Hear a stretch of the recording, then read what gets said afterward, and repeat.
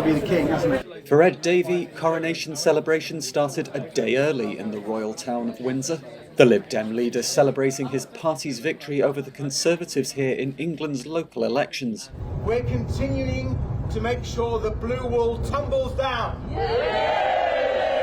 More than 8,000 seats were up for grabs in 230 local authorities. Both the Liberal Democrats and Labour made gains overnight at the expense of the Tories. I think the reason the Tories have had a disastrous set of results is because they haven't been focusing on the number one issue that is facing voters all over the country, and that's the cost of living crisis. And it's really telling they haven't spent a single day of this campaign talking about the cost of living because they haven't got the answers, because they crashed the economy and they don't know what to do about it.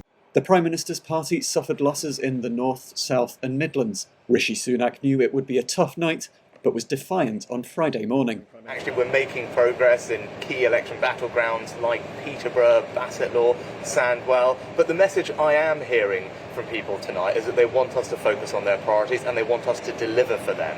And that's about halving inflation, growing the economy, reducing debt, cutting waiting lists and stopping the boats.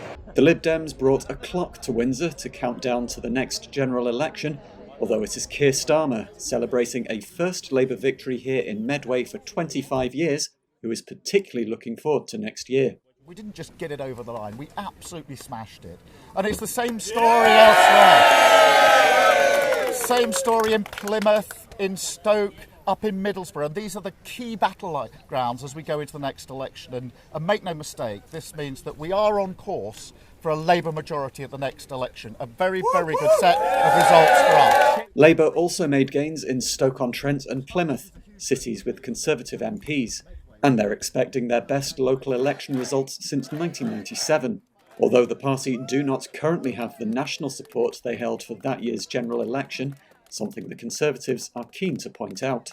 It doesn't seem to me as though Labour are making anything like the kind of breakthrough that they want to see. You know, a lot of the losses have been to more the kind of protest parties, so to independent candidates or to the Liberal Democrats and even in some cases the Greens, which suggests to me that there's everything to play for the general election. But as expected, it's going to be a difficult day for the Conservatives. Back in Windsor, Ed Davey was confident that Conservative losses were not merely short-term protest votes. Lots of lifelong Conservatives were telling us that they'll never vote Conservative again. They feel so betrayed. They see the current Conservative Party as totally out of touch, lacking integrity, not understanding or listening to their concerns, taking them for granted. And that's why I think the people who've switched from Conservatives to the Liberal Democrats in these local elections will stick with us come the general election. These local elections were the first to require photo ID in order to vote, and the Electoral Commission says some people were turned away from polling stations. They will now examine the challenges the new rule has had on voters, although a full report will not be ready until September.